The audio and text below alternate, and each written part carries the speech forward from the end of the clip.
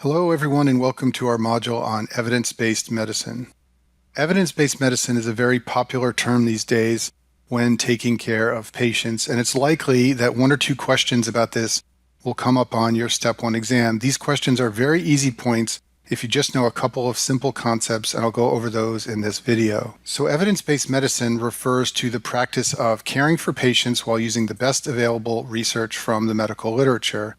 And there are four basic elements included in evidence-based medicine. The first one is formulating a clinical question, and we'll talk about what a good clinical question is in a minute. Second element is identifying the best available research. After that, you need to assess the validity of the evidence, and we'll talk about what makes evidence valid or invalid.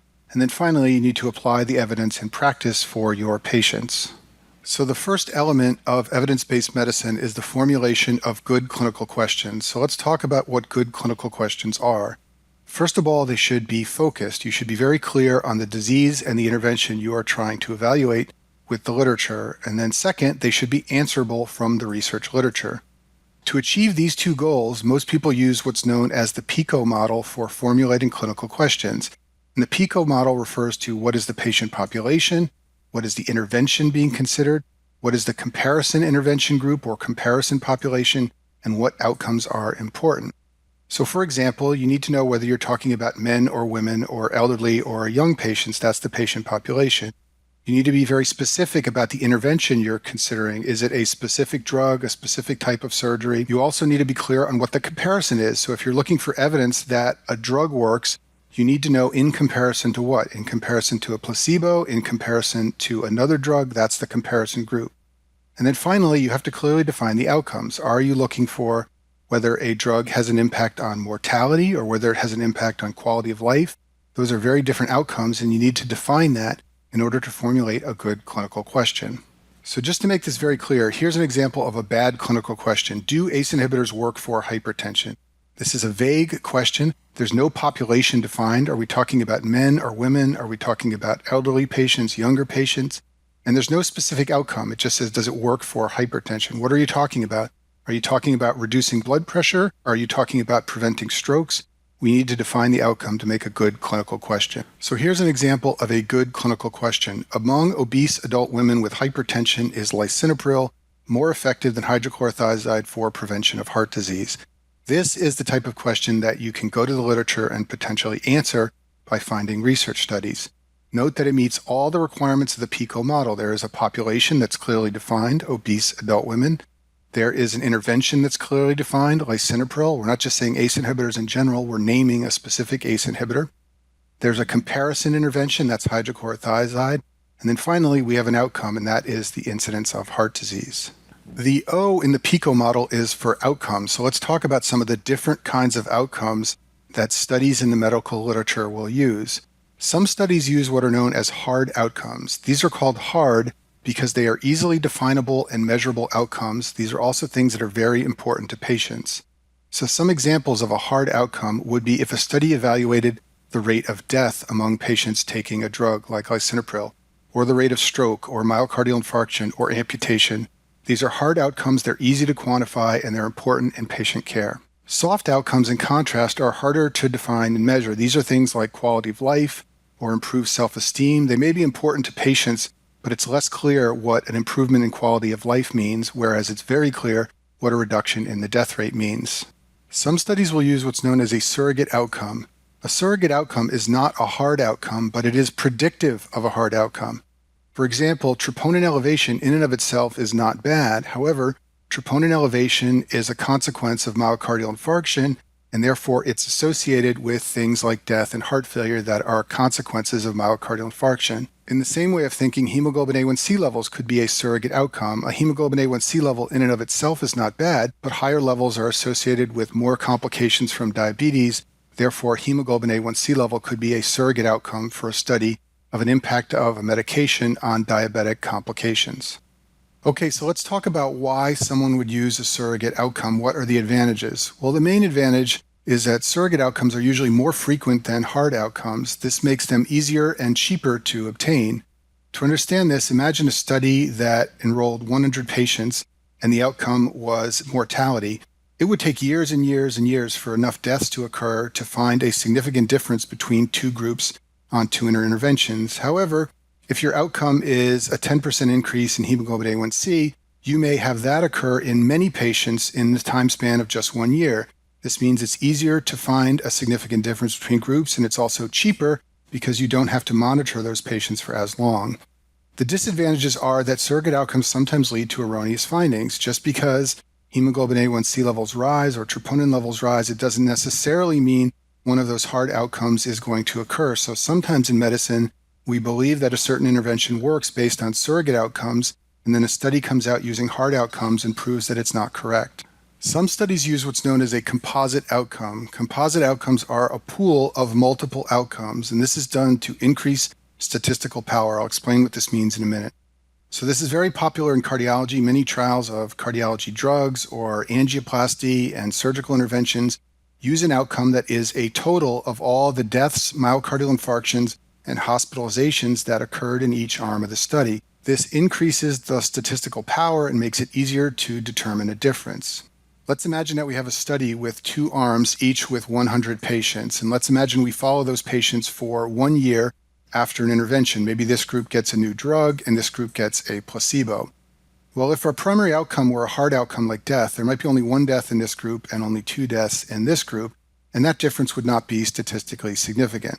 However, if we create a composite outcome that is the total of all the deaths, myocardial infarctions, and hospitalizations in each arm, then what we might have is a situation where we have 10 events in this group and we have 20 events in this group. Now that we have more events, it's more likely this difference will be statistically significant. So we have increased our power to detect a difference between these two groups. The problem with composite outcomes is sometimes one component of the outcome is what drives the whole outcome of the study. For example, there are many studies in cardiology where an intervention shows no change in the death rate, no change in myocardial infarction, but a big change in hospitalization. And because of this one component, the entire intervention turns out to be positive. This can lead to a situation where an intervention is touted as improving mortality, but in reality, it only improved a composite outcome that included mortality, and that composite outcome was entirely driven by the hospitalization rate. Now let's talk about types of evidence. So imagine an intervention like a drug for hypertension comes on the market. The first thing that's going to become available in terms of evidence that this drug works is going to be what's known as primary resources. These are resources that describe outcomes in individual patients, things like case reports and case series, observational studies, and then the best evidence you can have is a randomized clinical trial. After a number of these primary resources have been around, in other words, after there are a number of clinical trials or a number of case reports, you will get what's known as systematic reviews and meta-analyses. These are compilations of primary studies, and obviously these are not going to be available until the intervention has been around for a while. And then eventually, after an intervention has really been around for a long time, usually many years, what's known as society guidelines are written. These are guidelines written by societies like the American Heart Association or the American Cancer Association. And what happens in these society guidelines is experts get together, they review the primary data, the systematic reviews. They also use their clinical expertise and what's known about patient preferences. And based on this, you get a guideline. For example, there is an American Heart Association guideline to give aspirin to all patients with myocardial infarction. This is based on all of these elements here that were around for a long time before the guidelines were written, and the guidelines, therefore, are usually the last available type of evidence to come on the scene. You can also rank evidence from that which is weaker and is more likely to be biased to that which is stronger and less likely to be biased. So basically, the weakest piece of evidence you can have for an intervention on a patient is animal research. If something's been shown to be effective in dogs or rabbits and you cite that as a reason that it's going to work for your patient, that's basically the weakest form of evidence, and there's a high likelihood it will be biased. The next collection of types of evidence that come out are case reports and case series, case control studies, and cohort studies. And these are all observational forms of research. Patients are not randomly assigned to an intervention or a control group, and therefore they are subject to potential bias. The best type of evidence you can have is a randomized controlled trial. These are expensive and difficult to conduct. They're not available for every intervention in medicine, but when they are available, these tend to be the best type of evidence you can have. And that's because patients are randomly assigned to an intervention or not, and therefore that eliminates most forms of bias. And then once there are a number of randomized trials, you can find systematic reviews of trials, and meta-analyses of trials. These are all randomized types of data, and the more of them you have, the more powerful your evidence is. Now let's talk about evaluating evidence. So let's imagine you find a study on patients taking lisinopril compared to patients taking hydrochlorothiazide, and you want to know whether that study is valid and can be applied to a particular patient in your clinic. Well, the first thing you want to think about is the internal validity of that study. An internal validity of the study basically means, was the research conducted properly? Are the conclusions correct? Is there bias, or are the results due to chance?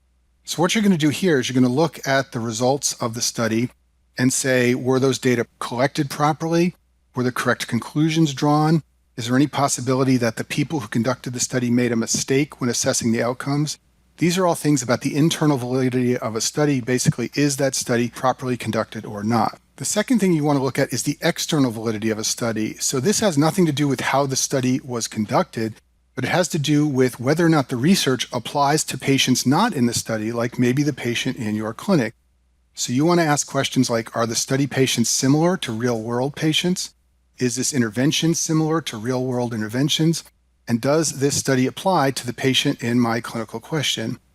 For example, in heart failure, the average age of patients in most trials is about 60 years old.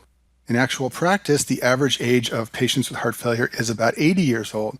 So in cardiology, we often talk about, do those heart failure studies have external validity, meaning does that research conducted on younger patients apply to the actual population of older patients in my clinic? As another example, in many clinical studies, research nurses will check on patients every week or sometimes every day to make sure they take their medication. Obviously, that doesn't happen in real life, so we sometimes question whether or not a study has external validity, because in real life, patients aren't able to comply with the medicines the same way they were in the study. These are all examples of evaluating the external validity of research. And I'll finish this video with this slide. So evidence-based medicine says that not only do you need to identify the best evidence, but you also need to use your clinical expertise, and you also need to factor in the patient wishes. So for example, in my own practice, I often know what the evidence recommends, but I will use my clinical expertise to decide whether or not this applies to a particular patient based on my experience.